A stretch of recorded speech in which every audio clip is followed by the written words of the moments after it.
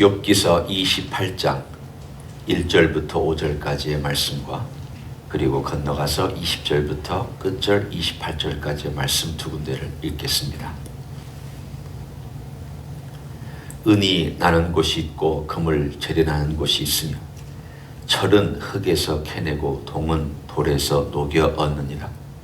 사람은 어둠을 뚫고 모든 것을 끝까지 탐지하여 어둠과 죽음의 그늘에 있는 광석도 탐지하되 그는 사람이 사는 곳에서 멀리 떠나 갱도를 깊이 뚫고 발길이 닿지 않은 곳 사람이 없는 곳에 매달려 흔들리느니라.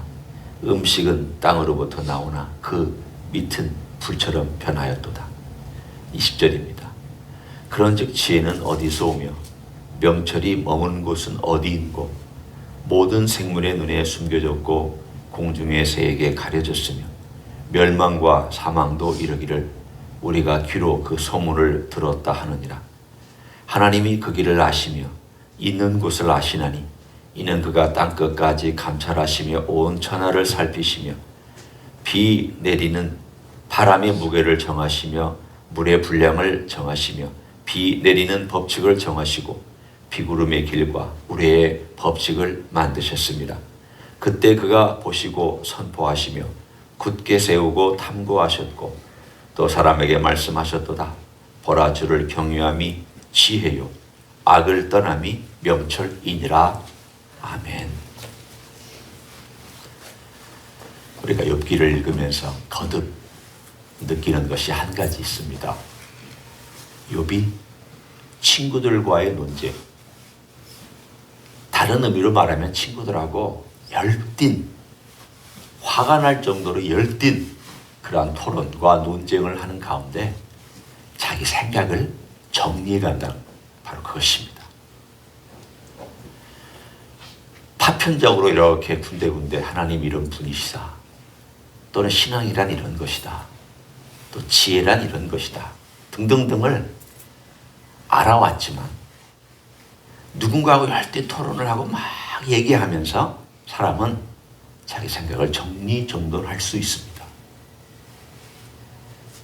저도 가르칠 때 어떤 경우 제가 준비를 다 해왔지만 학생들하고 막 토론하면서 어떤 주제를 가지고 막 토론하면서 생각이 들어오고 이 생각 저 생각이 막 들어오면서 제가 준비한 것보다 훨씬 더 많은 것들을 학생들에게 가르칠 때가 있습니다.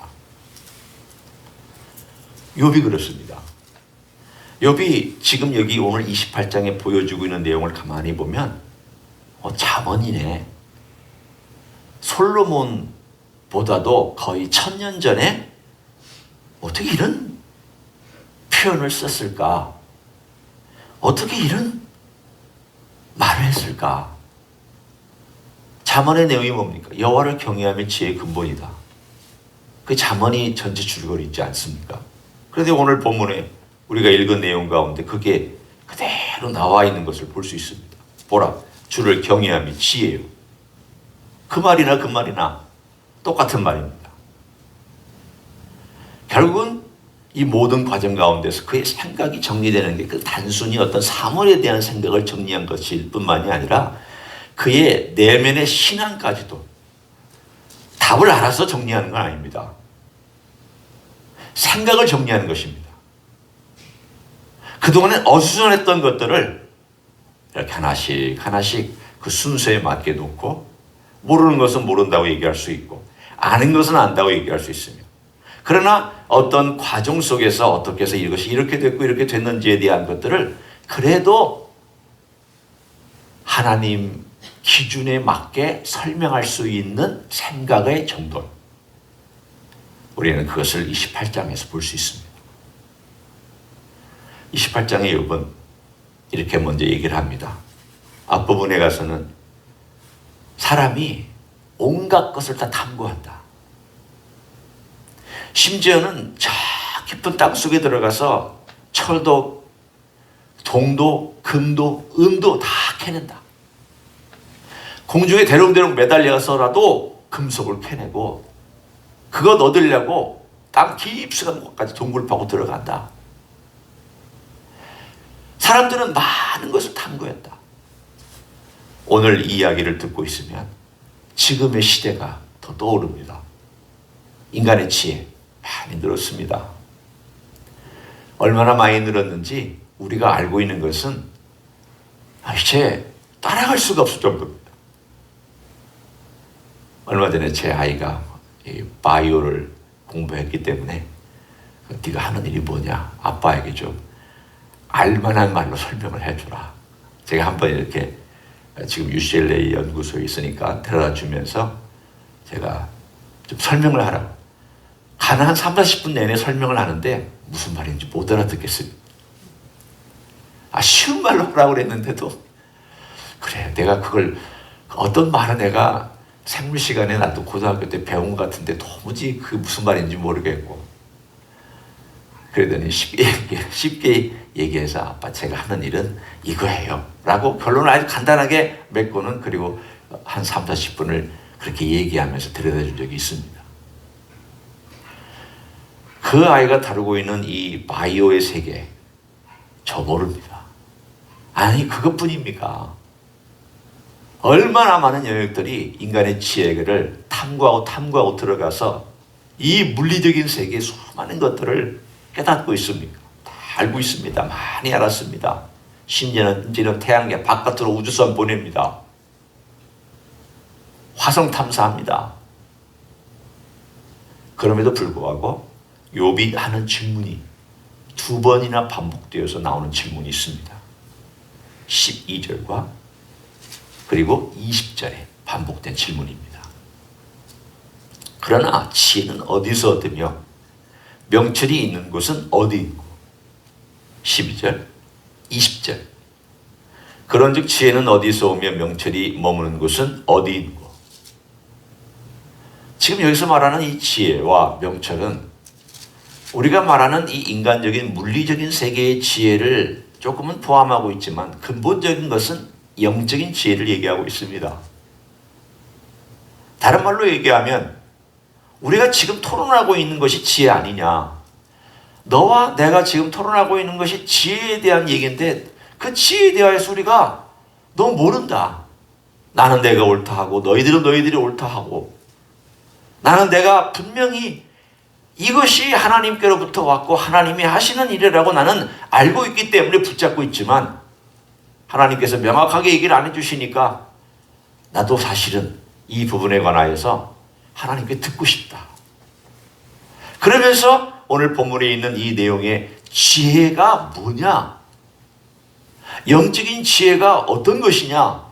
이거를 질문하고 자기 스스로 대답하고 있습니다. 지혜가 어디 있느냐? 지혜가 어디서 찾을 수 있느냐?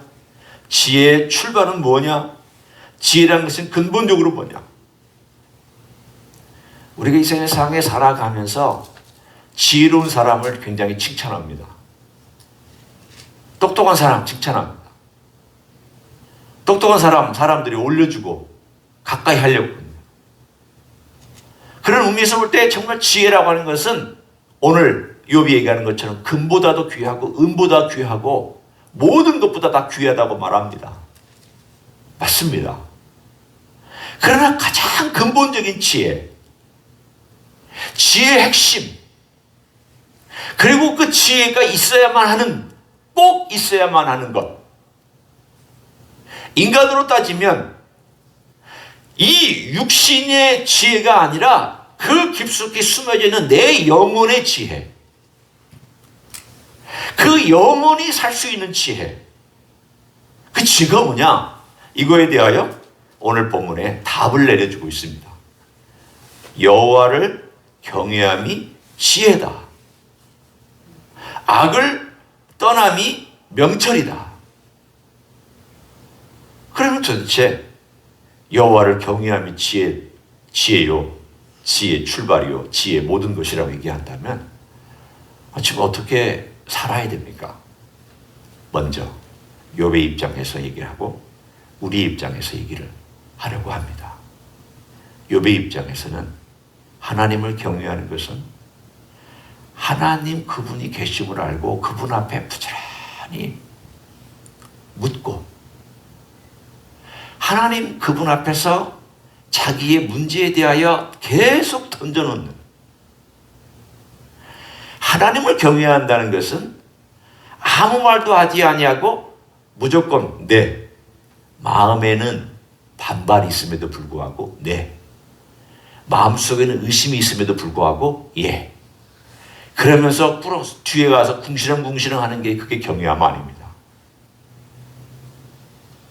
경외함은 하나님 아버지 앞에 자기 솔직함을 가지고 가서 하나님 저 이렇습니다. 하나님 저 이런 생각 가지고 있습니다. 하나님 저 이거에 대하여 제가 지금 받기가 너무 어렵습니다. 하나님 왜 그렇습니까? 라고 하나님하고 친구들이 논쟁하는 것과 같은 마음으로 하나님과 논쟁하듯이, 때로는 논쟁하듯이, 때로는 하나님께 묻고, 때로는 하나님께서 뭐라고 대답하시는지 기다리고, 하나님과 함께 그 모든 것들을 아뢰고 찾아가는 그 담대함을 경외함으로 욥은 표현하고 있습니다. 우리는 경외함 그러면 하나님께 아무 질문도 하지 않아야 되고, 무조건 복종해야 되고, 아무 토도 달지 말아야 되고, 토를 달면 믿음이 없는 거예요. 의심하면 순종하지 않는 거예요. 그런 것을 어렸을 때부터 주입받았습니다. 무조건 믿어. 하나님은 이런 분이니까 절대적으로 믿어. 믿기만 해. 순종하기만 해. 하나님 복 주셔. 우리는 이런 아주 간단한 공식들을 너무 많이 들어서 하나님은 너무 멀리 계시고 가까이에게는 너무 무섭고, 하나님과 대화한다는 것은 함부로 하면 안 되고, 하나님께 뭐라고 투덜거리면 안 되고, 우리는 그게 너무 이 안에 자리를 잡고 있습니다. 욥은 그것을 깨부숩니다. 아니야. 너희들 친구들 세 사람 가지고 있는 그런 태도가 경건함 아니야. 그건 네가 만든 하나님이야. 많은 그리스도인들 하나님을 만들어 놓고 하나님은 이러시니까 이렇게 해. 하나님은 이런 법칙으로 행하시니까 이렇게 해. 라고 얘기하지만 진짜 하나님은 아닙니다. 하나님의 그 성경에 알려주고는 내용대로 안 하면서 자기가 이 일부만 가져다 놓고 만들어 놓고는 하나님이라고 얘기하면 우상을 만드는 것과 뭐가 다르겠습니까? 오늘 욥이 갈등하고 있는 이 지혜는 바로 하나님 아버지 앞에서 나 모르는 거 모른다. 그리고 하나님이 하는 방식 가운데서 나 불편하다. 힘들다. 어떤 거 받아들이기 어렵다. 하나님 알려주셔야 된다. 나는 지금 무고하다. 이 고난의 원인을 나는 깨닫지 못하겠다. 이렇게 욥은 하나님께 접근하면서 하나님을 경외함으로 그가 접근하고 있습니다. 하나님을 신뢰하지만 하나님의 방식을 받아들이기가 어려워서 하나님께 도전하고 하나님께 더 깊이 나아가고 있습니다. 경건함과 경외함은 하나님께 계속 이렇게 나아가는 것입니다. 자, 우리 입장으로 나옵니다. 우리가 살아가면서 이해 안 되는 게 참 많습니다. 어떨 때는 왜 이렇게 내가 참 기대하는 것들이 안 이루어질까? 오랫동안 기도했는데도 별로 그렇게 시원찮게 응답이 없을까? 얼마나 더 기다려야 될까? 하나님 왜 그러시냐고. 하나님 왜 이 부분에 관해서는 그렇게 침묵하시는 것처럼 오랫동안 아무 말씀도 하시지 않느냐고. 오늘 그거에 대하여 우리 하나님 아버지 앞에 우리가 나아갈 길이 있습니다. 하나님 답을 좀 알려주십시오. 하나님께서 좀 지혜의 길로 연결해 주십시오. 제가 무엇 더 지혜롭게 행하기를 원하십니까? 그렇게 기도할 수 있습니다. 깨달음을 위해서 기도를 할 수 있습니다. 두 번째, 하나님 기다린다면 제가 어디에 초점을 더 맞춰야 됩니까? 초점을 맞추는 것에 대해서 기도할 수 있습니다. 하나님, 저를 돌아봐야 됩니까? 하나님은 하나님을 알려고 말씀하시는 겁니까? 하나님은 저를 훈련시키는 겁니까? 하나님께서 제 삶 가운데서 제가 여전히 하나님의 어떤 정금같이 단련하는 과정 가운데 저를 놓으시기 때문에 그걸 위해서 그러시는 겁니다. 여러분, 수많은 것들을 우리 다 하나님 아버지 앞에 그 기간 동안에 얘기하고 말하고 도전하고 생각하고 또 하나님께 아뢰 수 있습니다. 욥처럼 말이죠.